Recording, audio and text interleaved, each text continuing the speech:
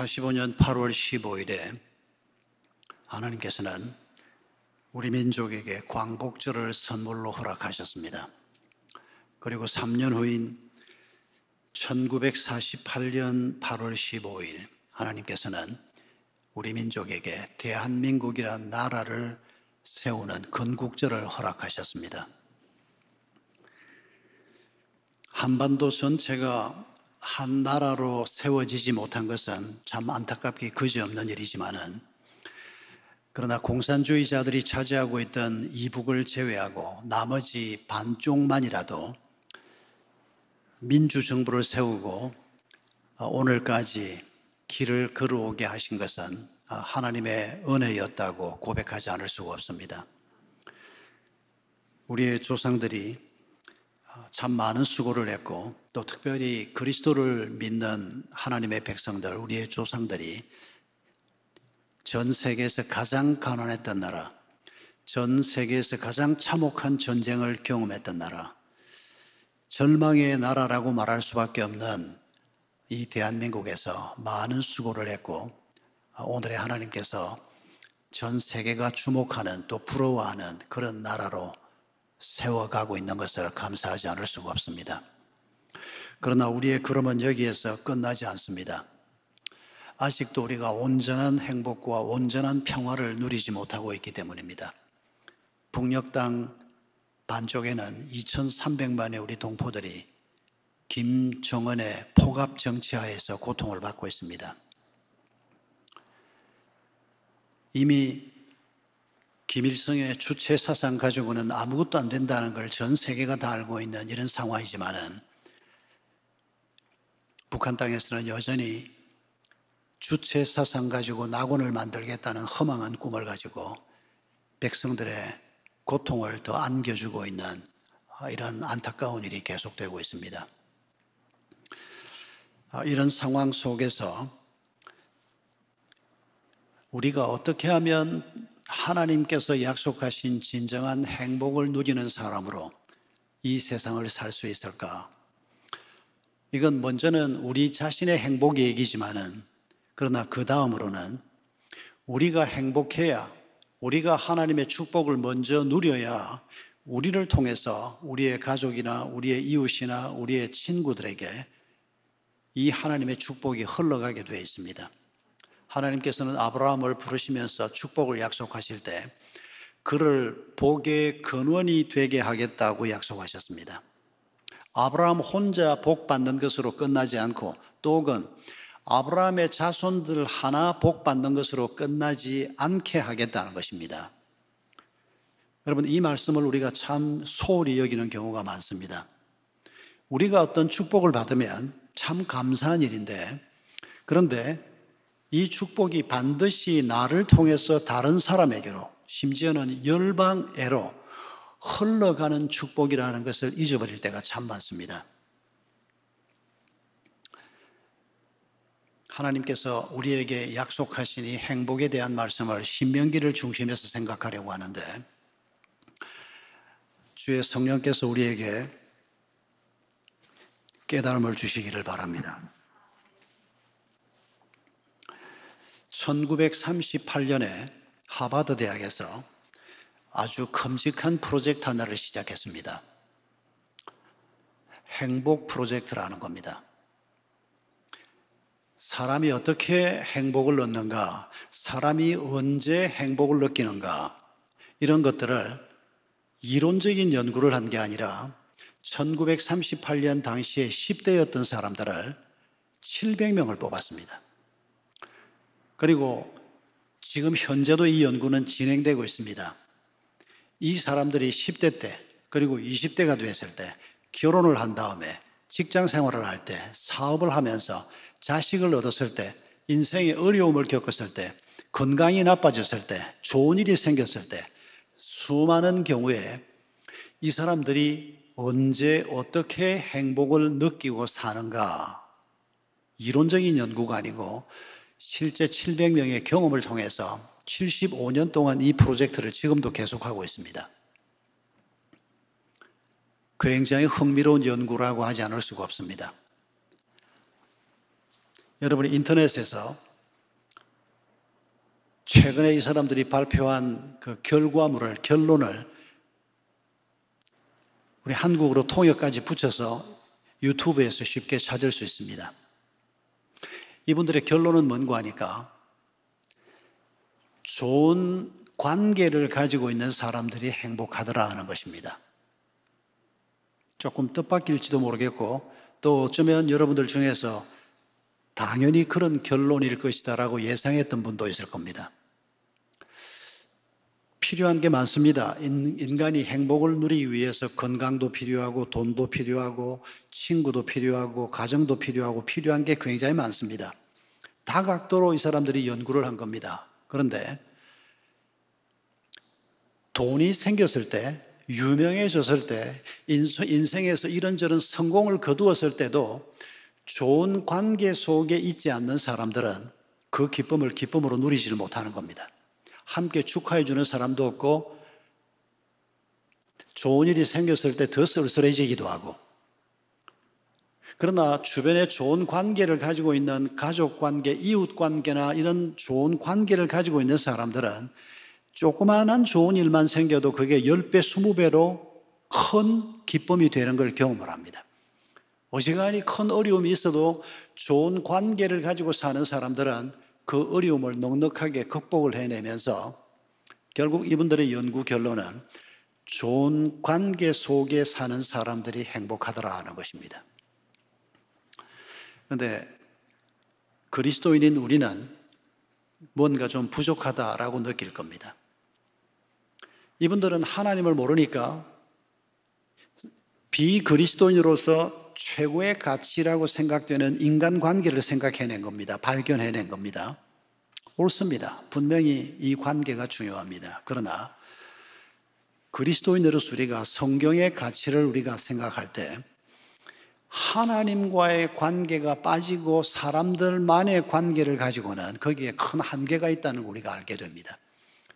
그래서 하나님과의 관계, 그리고 좋은 다른 사람들과의 관계, 심지어 자연이나 일과의 관계까지도 하나님과의 관계 안에서 이루어져야 그게 참 행복으로 우리를 인도한다는 것을 우리가 경험할 수가 있습니다. 내가 정말 사랑하고 좋아하는 사람을 만나서 결혼한 경우를 생각해 봅시다. 하나님을 알지 못하는 일반인으로서는 그 사람이 가지고 있는 사랑이 아무리 고귀하다고 해도, 여러분, 인간은 이기심을 벗어나기가 어렵습니다. 수많은 부부들이 왜 싸웁니까? 이기심 때문입니다. 인간의 죄성을 벗어나기가 어렵습니다. 자신이 가지고 있는 상처를 넘어서기가 어렵습니다. 자신이 가지고 있는 열등감이나 자신이 가지고 있는 약점을 벗어나기가 어렵습니다. 그래서 정말 좋아하는 사람, 사랑하는 사람을 만나서 결혼을 해도 그 관계를 잘 만들어 가는 것이 이게 여간 어려운 일이 아닙니다. 그러나 성경은 우리에게 뭐라고 말합니까? 하나님과의 관계 안에서 우리가 부부 관계를 만들어 갈 때, 여러분, 에베소서 5장을 보면 하나님의 성령이 우리를 도와주셔서 우리의 죄성을 극복하게 도와주고, 우리의 이기심을 극복하게 도와주고, 우리의 약점을 극복할 수 있도록 도와준다고 성경이 말합니다. 하나님의 형상이 우리 안에서 회복되면서 하나님과의 관계 안에서 부부 관계가 잘 이루어져 갈 수 있는, 부모 자식 관계가 잘 이루어져 갈 수 있는, 이웃들과의 관계가 잘 이루어져 갈 수 있는 길을 에베소서 5장 6장에서 설명하고 있습니다. 하나님과의 관계를 빼고 나면 사람들과의 관계라고 하는 것은 빈약할 수밖에 없고, 한계에 부딪힐 수밖에 없고, 인간의 약점과 죄성에 부딪힐 수밖에 없다는 것입니다. 결국은 우리가 이렇게 말할 수 있습니다. 인간이 어떻게 행복을 누릴 수가 있는가? 하나님과의 관계 안에서, 이 한마디면 충분할 겁니다. 하나님과의 관계 안에 있을 때, 그리고 나머지 관계들은 다 좋아지게 되어 있습니다. 여러분, 신명기 오늘 우리가 읽은 말씀에서 말씀하는 게 바로 이 부분입니다. 여러분, 신명기는 지금부터 3,500년 전에 이스라엘 백성들이 430년 동안 머물던 이집트 땅을 빠져나와서 광야길 40년을 지나고 난 다음에 이제 가나안 땅 입구에 섰습니다. 모압 평야에 서 있습니다. 그때 하나님께서 모세를 통해서 신명기 말씀을 주셨습니다. 이때 그들에게 창세기, 출애굽기, 레위기, 민수기 말씀도 이미 있었습니다. 그리고 하나님께서 이렇게 말씀하십니다. 이제 너희가 저 가나안 땅으로 들어가서 새로운 삶을 살게 될 텐데 내가 너희에게 말하는 이 모든 말씀은 너희의 행복을 위해서 주는 것이다. 그들이 가나안 땅으로 들어가고 난 다음에도 하나님께서는 계속해서 말씀을 주십니다. 예수님께서 오신 다음에 또 신약 성경 말씀을 우리에게 주셨습니다. 이 모든 말씀들을 놓고 하나님께서는, 그리고 오늘 아브라함의 영적 후손인 새 이스라엘 된 우리를 향해서도 내가 너희에게 말하는 이 모든 말씀은 너희의 행복을 위해서 주는 말씀이다, 이렇게 말씀하고 있는 것입니다. 이 말씀의 의미를 우리가 오늘 짧은 시간이지만 몇 가지 생각해 보려고 합니다. 먼저 우리가 생각해야 할 것은 말씀이 우리를 행복하게 한다라고 하는 이 말의 뜻입니다. 오해가 많기 때문입니다. 틈만 나면 성경을 읽는 사람이 있습니다. 그래서 1년에 한 20독씩 교회 보고를 하는 성도를 제가 직접 제가 섬기던 교회에서 뵙기도 했습니다. 참 귀한 권사님이셨습니다. 여러분, 틈만 나면 성경을 읽고 은혜를 받고 감사하고 설교를 듣고 또 성경 강해서를 읽고 이렇게 사는 것이 우리를 행복으로 인도하는 길이라고 생각하십니까? 아무도 답을 안 하시는데 마음속으로는 당연하지 그렇게 생각하신 분이 계시다면 제 함정에 빠진 겁니다. 제가 그런 답이 나오도록 지금 유도를 하고 있습니다. 여러분, 마태복음 7장을 보면 하나님의 말씀에 대한 우리의 태도를 놓고 집을 짓는 사람에 비유하고 있습니다. 집을 반석 위에 짓는 사람이 있고 집을 모래 위에 짓는 사람이 있습니다. 누가 집을 반석 위에 짓고 누가 집을 모래 위에 짓습니까? 말씀을 잘 듣는 사람, 말씀을 잘 깨닫는 사람, 말씀을 받고 은혜 받는 사람, 이 사람은 집을 모래 위에 짓는 사람이라고 성경은 얘기합니다. 누가 집을 반석 위에 짓는 사람입니까? 마태복음 7장을 보면 말씀을 듣고 그 다음에 하나가 더 있습니다. 그 말씀을 따라 삶을 사는 사람, 그 말씀을 따라 길을 걸어가는 사람, 그 말씀에 순종하는 사람, 그런 사람이 집을 반석 위에 짓는 사람이라고 얘기합니다.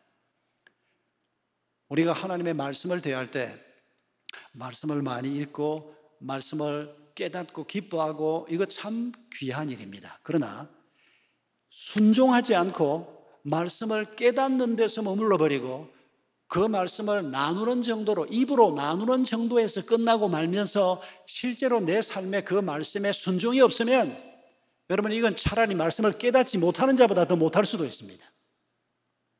성경에 그런 사람 얘기가 많이 나오지 않습니까? 말씀을 굉장히 많이 깨닫는데 말씀을 따라 살지 않고 자기 생각대로 사는 사람, 대표적인 인물들이 누굽니까? 바리새인입니다.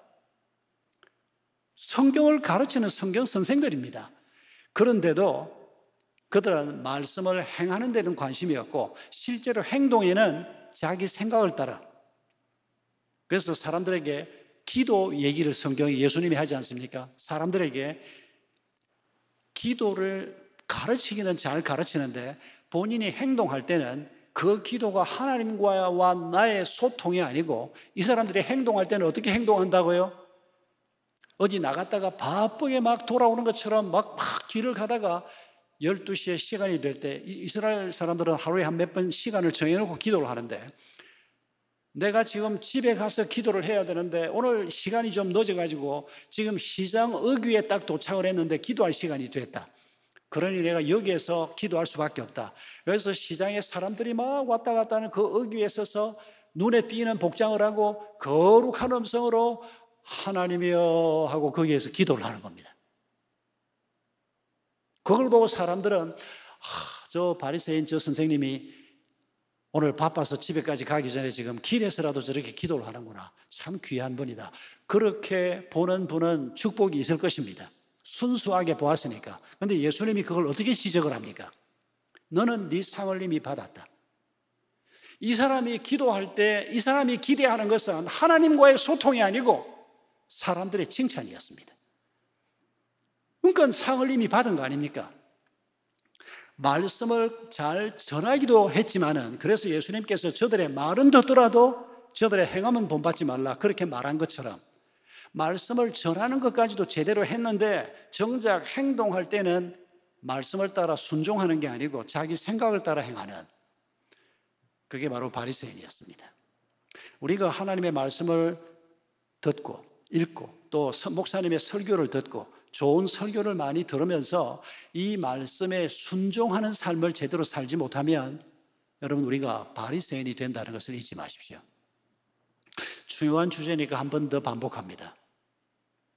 건강과 비교해서 한 번 더 반복합시다.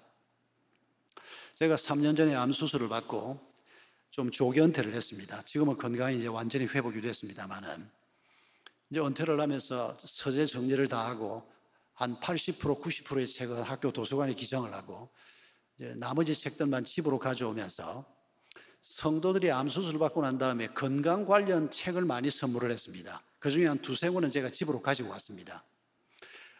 건강백서 이런 책도 있고 면역력을 높이는 법 이런 책도 있었습니다. 여러분 제가 지금은 이제 다 회복이 됐습니다만은 암 수술을 받고 이제 옛날로 암 수술 전 상태만큼 건강이 회복되려고 하면 어떻게 해야 됩니까?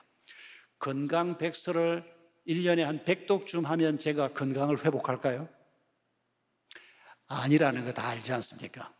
어떻게 해야 됩니까? 정확한 지식을 받는 것 중요합니다. 전문가가 얘기하는 정확한 지식을 받아야죠. 책을 통해서 받든지 의사의 면접을 통해서 받든지 얻어야죠. 그 다음에 중요한 게 뭡니까? 그 지침을 따라서 살아야 건강이 회복될 거 아닙니까? 그거 모르는 사람이 어디 있습니까? 그런데 우리가 하나님의 말씀 앞에 이 적용을 제대로 하지 못할 때가 많다는 것입니다. 여러분 지난주일 설교 들은 말씀이 어떤 말씀입니까? 최근에 여러분이 성경을 읽으면서 하나님이 이런 말씀을 하시는구나 하고 깨닫고 감사했던 말씀이 무엇입니까? 그리고 그렇게 깨달은 말씀을 가지고 여러분 부부 사이에 적용해 본 말씀이 무엇입니까? 아니면 직장에 나가서 혹은 이웃들 사이에서 하나님의 말씀을 깨달은 것 가지고 내가 실제로 행동해 본 게 어떤 게 있습니까? 생각이 안 납니까? 그러면 머리를 쥐어짜고 생각할 필요 없습니다. 없는 겁니다. 듣기만 하고 행하지 않은 겁니다. 대부분의 경우는.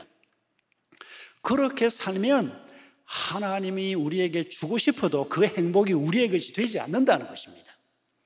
여러분 이 사실을 평생 동안 기억하십시다. 내가 어떤 사람의 남편이면, 내가 어떤 사람의 아내면, 내가 어떤 사람의 부모면, 자식이면 내가 그 삶의 자리에서 날마다 성경 말씀을 묵상하면서 하나님이 이렇게 말씀하셨네. 그러면 나는 뭘 어떻게 해야 될 건가? 이런 고민을 날마다 하는 사람에게 행복이 있을 것이라는 겁니다. 그런데 일주일이 지나도 다른 생각은 많이 하면서 하나님의 말씀 앞에서 반응하는 것을 제대로 하지 않고 산다면 우리는 말씀과 거리가 먼 사람이고 결국 행복과도 거리가 먼 사람이 될 수밖에 없다는 것입니다. 평생 하나님의 말씀과 친밀해지는 축복이 있기를 바랍니다.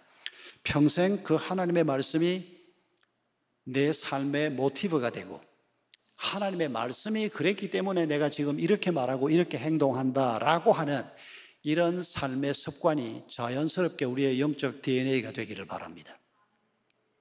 나머지 시간 동안에 오늘 본문에서 우리에게 말씀하는 우리가 순종해야 돼, 그리고 우리가 행복해질 수 있는 몇 가지 말씀을 조금 더 생각해 보겠습니다. 오늘 본문 13절에 보면 이렇게 말씀하십니다. 우리가 여호와를 경외하고 그의 모든 도를 행하고 그를 사랑하고 마음을 다하고 뜻을 다하여 하나님을 섬기고, 온 마음을 다해서 하나님을 사랑하고 온 마음을 다해서 하나님의 말씀을 듣고 그리고 그 말씀을 따라 살고 사랑하고 섬기고, 그러면 행복해진다는 겁니다. 여러분, 이 말씀의 뜻이 무엇입니까? 여러분이 지난 한 주간 동안 마음을 기울여서 했던 일이 무엇입니까?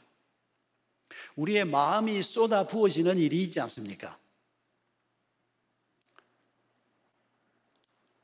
부부간에 서로 막 마음이 쏟아 부어지던 때가 있었습니다. 결혼하고 살면서 이제 그 마음이 조금씩 달라집니다만은, 아기가 처음 태어났을 때 그 아이에게 막 마음이 쏟아 부어지는 부모의 마음이 있지 않습니까?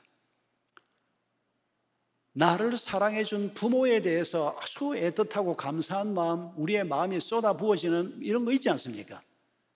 저는 어머니가 8년 전에 89세로 돌아가셨는데 벌써 만 8년이 지나고 이제 9년 차인데 지금도 누가 옆에서 엄마 어쩌고 하는 소리를 들으면 나도 모르게 눈물이 나옵니다. 어머니가 생각이 나서, 어머니가 보고 싶어서. 아마 여러분 대부분도 그럴 겁니다. 왜 그렇습니까? 우리 어머니만큼 나를 사랑해주고 나를 자기 마음을 다해서 정말 사랑해준 그런 사람이 세상에 없기 때문입니다. 그런 어머니이기 때문에 그 어머니가, 내가 어머니 마음만큼은 아니더라도 그 어머니가 내게도 너무 소중한 분이 되는 겁니다. 부모가 그런 존재 아닙니까? 여러분, 우리가 이렇게 마음을 쏟아붓는 존재들이 있습니다. 우리의 마음을 쏟아붓는 일들이 우리의 삶 속에 있습니다. 그런데 하나님은 여러분에게 어떤 존재냐 그 말입니다. 지금 이 말씀은 바로 하나님이 당신에게 누구냐를 묻고 있는 말씀입니다. 하나님을 생각하면 내 마음이 쏟아부어지고, 하나님을 생각하면 예, 하나님 말씀해 주십시오. 내가 하나님 말씀을 듣고 그 길을 한번 가보겠습니다. 그래야 거기에 행복이 있고 기쁨이 있는 것을 알기 때문입니다. 이런 마음이 우리에게 있느냐, 그걸 묻고 있는 겁니다.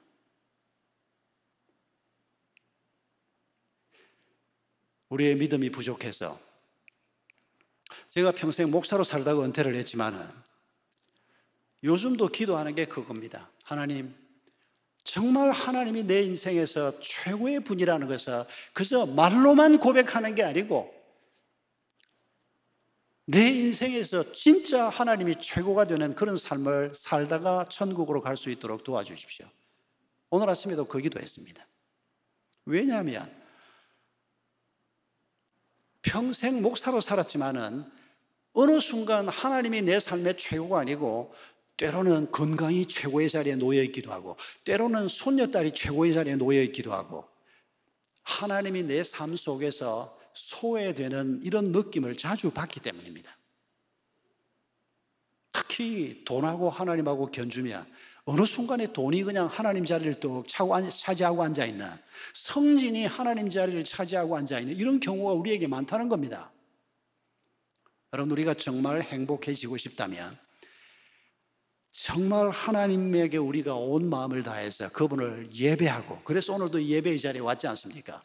그분을 사랑하고 그분의 음성에 귀를 기울이고 그 길을 따라가려고 하는 이 마음을 죽는 날까지 놓치지 마시기 바랍니다.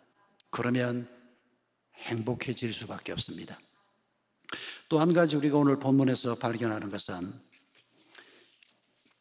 14절에 하늘과 모든 하늘의 하늘과 땅과 그 위의 만물이 본래 내 하나님 여호와께 속한 것이로되, 하나님께서 이런 말씀을 지금 하고 있습니다. 여러분, 누구에게 이 말씀을 하고 있다고? 1차 독자가 이스라엘 백성들입니다. 이스라엘 백성들은 지금 가나안 땅에 이제 곧 들어갈 겁니다. 그런데 지난 40년 이 사람들이 어떤 길을 걸어왔습니까? 38년 전에 이 사람들에게 무슨 일이 있었습니까? 가나안 땅을 향해서 이스라엘을 출발을 했습니다. 2년 동안 시내산 기슭에 있으면서 하나님의 말씀을 받고 성막을 만들고 이런 작업을 한 2년 가까이 했습니다. 그리고 한 2년쯤 지났을 때 그들이 가나안 입구까지 왔습니다. 가데스 바네아까지 왔습니다. 거기에서 12 정탐꾼을 가나안 땅으로 보냅니다. 이 12사람이 40일 동안 정찰을 하고 돌아와서 보고를 하는데 보고가 둘로 나뉩니다. 10사람은 뭐라고 보고를 하는 거 아니까 들어가 보니까 땅이 참 좋은데 저 땅에 살고 있는 사람들이 거인들이다. 그 사람들에 비하면 우리는 메뚜기 같은 존재다. 우리가 어떻게 저 사람들을 이긴단 말이냐? 안 된다. 이 전쟁은 이길 수 없는 전쟁이다. 이렇게 보고를 합니다. 여호수아와 갈렙 두 사람은 아니다. 저들이 아무리 강하고 저들이 아무리 튼튼하게 성을 쌓고 있다고 해도 하나님이 우리와 함께 하심으로 우리가 이길 수 있다. 2대 10으로 나누어져서 보고를 했습니다. 그날 밤에 대부분의 이스라엘 백성들이 10사람의 보고 앞에 마음이 무너집니다. 밤새도록 통곡을 하고 옵니다. 이제 우리는 다 이 전투에서 죽음을 당하고 우리의 아내들과 우리의 자식들은 전부 포로가 돼서 저 사람들의 노예로 살겠구나. 밤새도록 옵니다. 그게 일부 사람들이었으면 하나님께서 그 일부만 죽이든 살리든 하시고 진행을 할 수 있었을 겁니다. 그런데 성경을 잘 읽어보면 이게 일부가 아니었습니다. 진노하신 하나님께서 가나안 땅으로 데리고 들어가지 않고 다시 광야길로 그들로 하여금 걷게 합니다. 그리고 38년이 지납니다.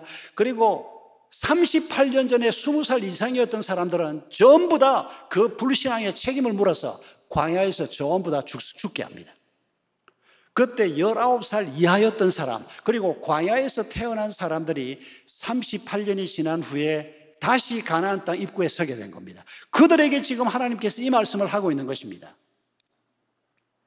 이 사람들은 자기 아버지, 어머니, 자기 할아버지, 할머니들이 하나님 앞에서 어떤 실패를 했는지 직접 보았거나 아니면 직접 얘기를 들은 사람들입니다. 그리고 이제 하나님께서는 이 사람들을 놓고 내가 너희들을 저 땅으로 인도하겠다. 그러면서 지금 하신 말씀 중에 하나가 너희들 눈앞에 보이는 저 들판을 보아라. 저 산을 보아라. 저 하늘을 보아라. 그 하늘 위에 하늘을 보아라. 그들 눈에 보이는 모든 것들을 지금 다 얘기하고 있는 겁니다. 이 모든 것들이 다 내 것이다. 여러분, 하나님이 이렇게 말씀하신 겁니다. 무슨 뜻으로 이렇게 말씀하신 겁니까? 이스라엘 백성들이 어떤 반응을 보이기를 하나님은 원하시고 이 말씀을 하셨을까요? 오늘도 우리가 이런 말씀을 듣지 않습니까? 이 코로나 상황 속에서 참 숨이 막히는 이런 상황 속에서 하나님께서는 여전히 설교자의 입을 통해서 여기저기를 통해서 우리에게 말씀합니다. 이 세상은 조 바이든이 다스리는 것도 아니고 시진핑이 다스리는 것도 아니고 내가 다스린다. 내가 너희와 함께한다. 하나님께서 계속 우리에게 이렇게 말씀하십니다. 이렇게 말씀하시는 하나님 앞에 당신의 반응은 어떤 겁니까? 아니, 하나님이 그렇게 모든 걸 다 다스리고 전능하신 분이라면, 하나님께서 날 위해서 예수의 생명까지 주신 분이라면 코로나를 빨리 좀 없애주든지, 집이라도 한 칸 좀 주든지, 연봉이라도 좀 올려주든지. 여러분, 우리가 자주 이런 방식으로 응답하지 않습니까? 하나님이 이 모든 것을 다 가지고 있다 그렇게 말할 때 여러분, 그 하나님이 누구십니까? 우리의 아빠이신 하나님입니다. 나는 그분의 아들이요 딸입니다. 그분의 상속자입니다. 여러분, 이스라엘 백성들이 지금 약속만 가지고 있습니다. 우리보다 훨씬 더 열악한 상황에 있습니다. 땅 한 평 없고 아무것도 없습니다. 농사 지을 수 있는 터전 아무것도 없습니다. 그저 약속의 말씀만 가지고 있는 이스라엘 백성들을 향해서 하나님이 이 말씀을 하실 때 이스라엘 백성들이 하나님 막 그만두시고 뭐 하나님에게 많다 적다 그만두시고 빨리 땅이나 좀 주십시오. 이런 반응을 만약에 갖게 된다면 여러분, 그들은 하나님을 신뢰하지 못하는 것입니다. 하나님이 이런 말씀을 하실 때 이스라엘 백성들 앞에서 하나님이 뭐 뽐내기 위해서 이런 말씀을 하시겠습니까? 하나님은 그렇게 쪼잔한 분이 아닙니다. 우리를 위해서 이런 말씀을 하시는 겁니다. 내가 이만큼 가지고 있다라고 하는 말은 내 자식인 바로 너의 것이고, 너와 내가 누구냐? 내가 네 애비고 네가 내 자식 아니냐? 이런 관점에서 하나님이 이런 말씀을 지금 하고 계시는 겁니다. 여러분, 이걸 잊지 말아야 합니다. 제가 은퇴하고 놀면서 텔레비전을 많이 봤습니다. 집에 있는 시간이 워낙 많으니까 그런데 제가 텔레비전 보면서 하나 발견한 게 뭔가 하니까 트롯이 참 좋다는 걸 발견을 했습니다. 미스트롯 1 할 때는 제가 한 번도 못 봤습니다. 그런 게 있는지 없는지도 몰라가지고. 그런데 미스터 트롯 할 때 제가 그걸 처음 보기 시작했는데, 뭐 트롯이 좀 시원찮은 노래도 없잖아요. 있긴 있습니다만은 트롯 중에 참 좋은 노래, 좋은 가사가 많고, 이 가요 중에 사람의 마음을 열게 만들고 사람의 마음을 터치하는 이런 노래가 참 많다는 걸 제가 알게 됐습니다. 제가 지금 이제 트롯을 굉장히 좋아하는 사람이 됐는데, 여러분 미스터 트롯 할 때 결성에 7명이 나가서 탑 7이 결정이 됐습니다. 그리고 3, 4, 5, 6, 7위가 결정이 됐습니다. 이제 마지막 1, 2위를 남겨놓고 사회자가 임영웅과 영탁 두 사람을 세워놓았습니다. 이 두 사람이 이제 1, 2위를 하는 겁니다. 김성정 아나운서가 최종 진은 그러면서 발표하는 그 순간에, 여러분 진이 되면 뭐 당장 1억을 현금으로 상으로 받고 차도 한 대 받고, 그리고 최고의 트로트 가수 대접을 받고 뭐 쏟아지는 광고며 뭐며 수백억이라고 하는 어마어마한 돈이 한 1, 2년 안에 들어오는 이런 자리에 이제 들어가는 겁니다. 그러니 1등 되기를 다 원하죠. 최종 진은 임영웅 하는데 임영웅이 막 팍 꼬꾸라지면서 눈물을 흘리는 걸 제가 봤습니다. 저도 박수를 쳤습니다. 제 원픽은 임영웅이 아니고 김호중입니다. 김호중이 노래를 제가 더 좋아하는데 임영웅도 정말 노래 잘하는 사람입니다. 임영웅이 불렀던 몇 가지 노래는 제가 참 잊을 수가 없습니다. 정말 노래를 잘하는 사람이니까 저도 박수를 쳤습니다.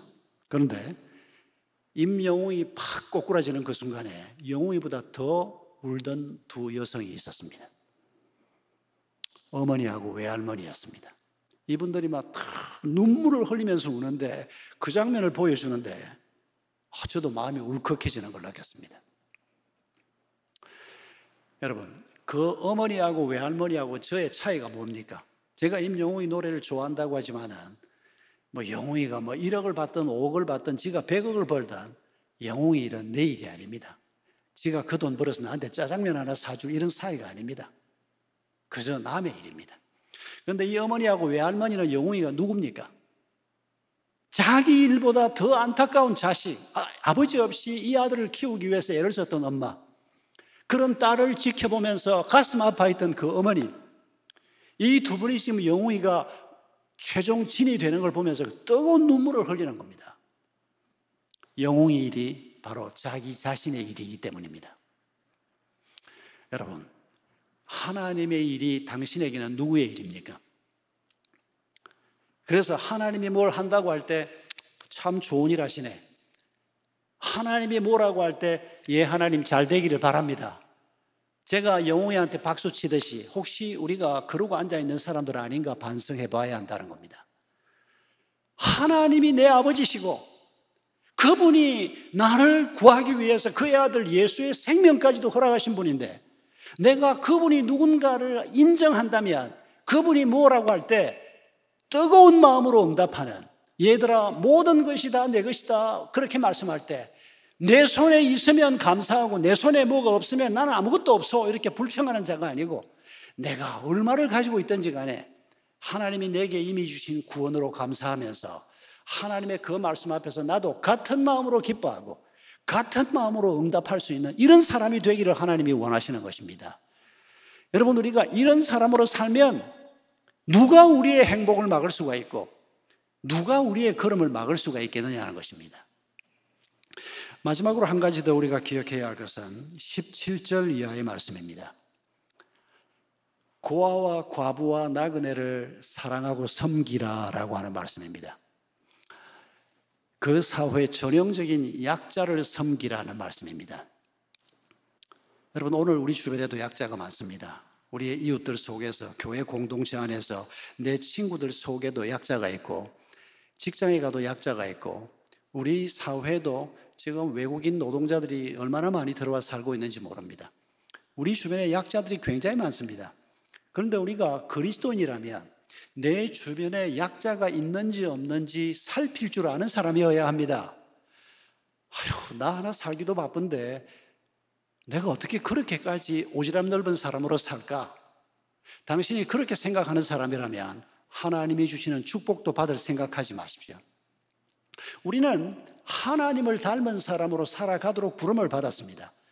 하나님께서 내 주변의 약자들을 잘 살피라, 그들을 섬기라고 말할 때, 예 하나님, 이렇게 응답하는 사람이, 그리고 내 주변에 힘든 사람에게 격려의 말 한마디라도, 힘내! 짜장면 한 그릇이라도 내가 사줄 수 있는 이런 마음으로 그들을 사랑하고 섬기면, 이게 여러분 하나님의 마음을 품는 연습이라는 것을 잊지 마십시오. 하나님을 닮아가는 연습인 겁니다, 그게. 그리고 하나님의 말씀에 우리가 그렇게 순종할 때 그 사람에게 실제로 놀라운 일이 일어날 수 있는 겁니다.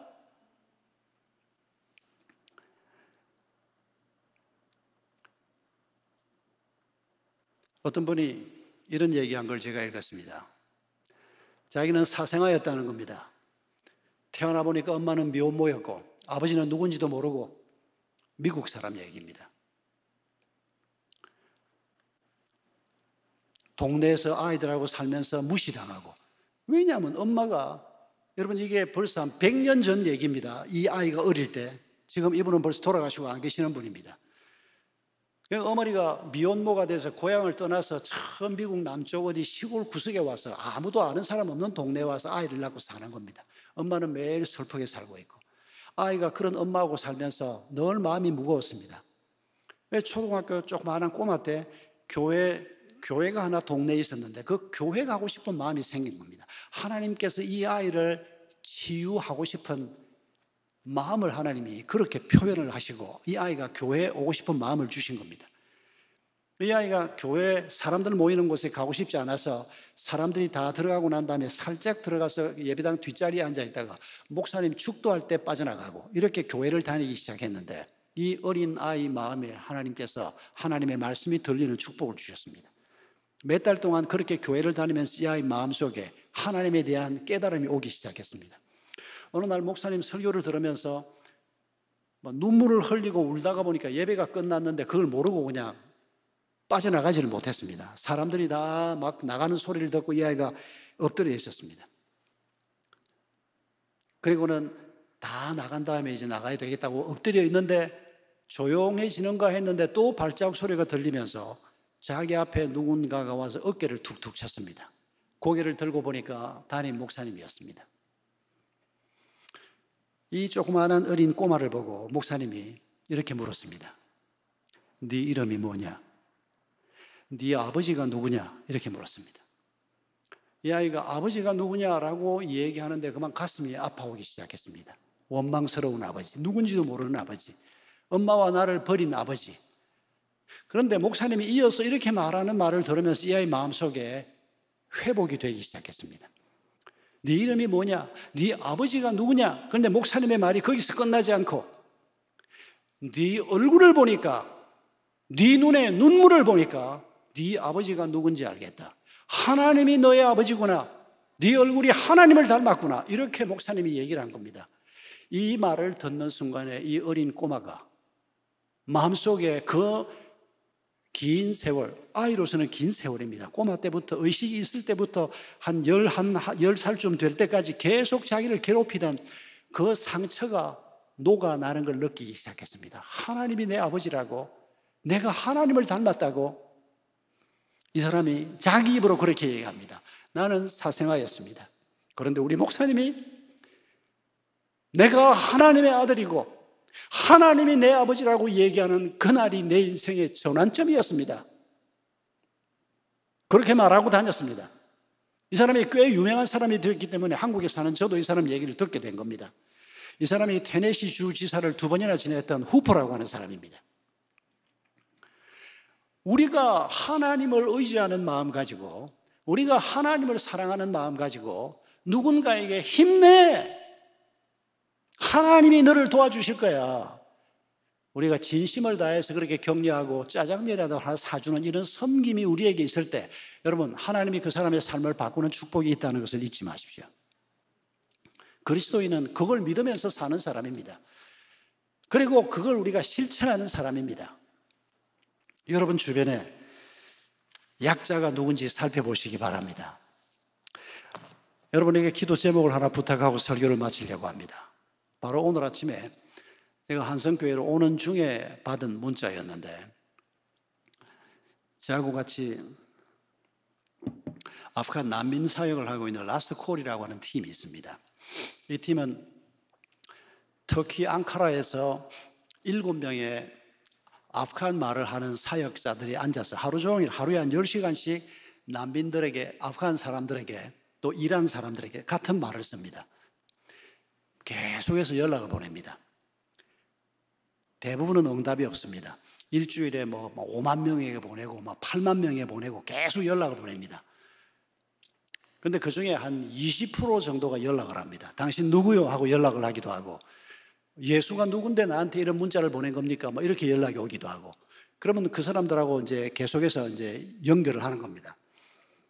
그리고 그 사람들 중에서 성경 공부를 하고 싶다, 나한테 성경을 보내달라, 그러면 바로 성경을 보내고 바로 작업에 들어갑니다. 그런 사역을 7명의 사역자가 앙카라에서 하고 있습니다.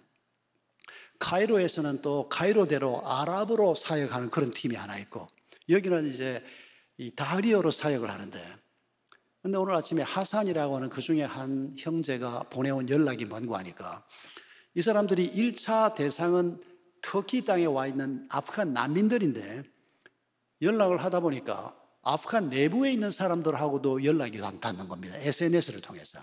이 하산이 케어하는 사람 중에 한 15명 정도가 아프간 내부에 있는 사람들입니다. 이 사람들은 계속 지금 제자 훈련을 SNS에서 받고 있습니다. 그 중에 한 7명 정도는 7단계 제자 훈련까지 마친 사람입니다.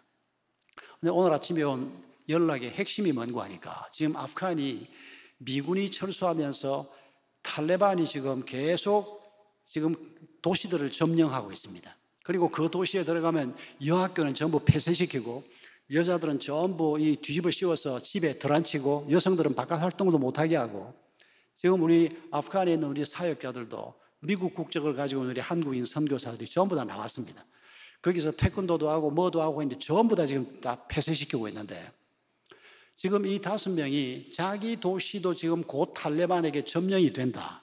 그러면 핸드폰을 뺏어서 성경을 가지고 있는 사람, 크리스찬인지 아닌지 당장 판명이 됩니다. 그러면 전부 잡아갑니다.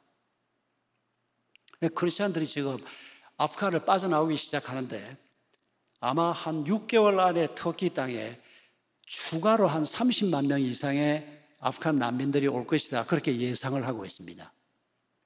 근데 그건 그냥 통계였는데, 오늘 아침에 받은 연락은 우리 하산이 케어하고 있는 15명 중에 5명이 어제 그제 고향을 떠나서 터키를 향해서 출발을 한 겁니다. 왜 터키냐? 자기들에게 복음을 전해준 선생이 거기에 있기 때문입니다. 이 사람들이 이란 국경 쪽으로 갑니다. 그리고 이란으로 무사히 넘어가면 이란에서부터 이제 터키를 향해서 이제 걸어서 가는 겁니다. 중간에 차를 얻어 탈 수 있으면 차도 타겠지만은, 여러분, 오늘 우리 시대에 이 기가 막힌 약자들, 난민들, 그 중에서도 이 아프간 난민, 특별히 이 5명, 저도 이름은 모릅니다. 이 5명이 몇 달이 걸려야 터키 땅 앙카라까지 올 수 있을지 모르지만은, 여러분, 이 5명을 위해서 여러분도 함께 기도해 주시기 바랍니다. 수많은 사람들이 지금 아프간 땅을 벗어나고 있습니다.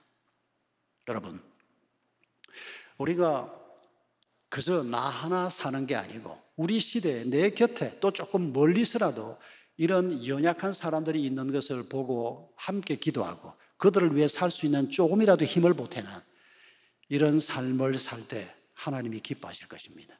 그런 사람을 하나님께서 축복하실 것입니다. 우리 함께 이 시간에 기도하십시다.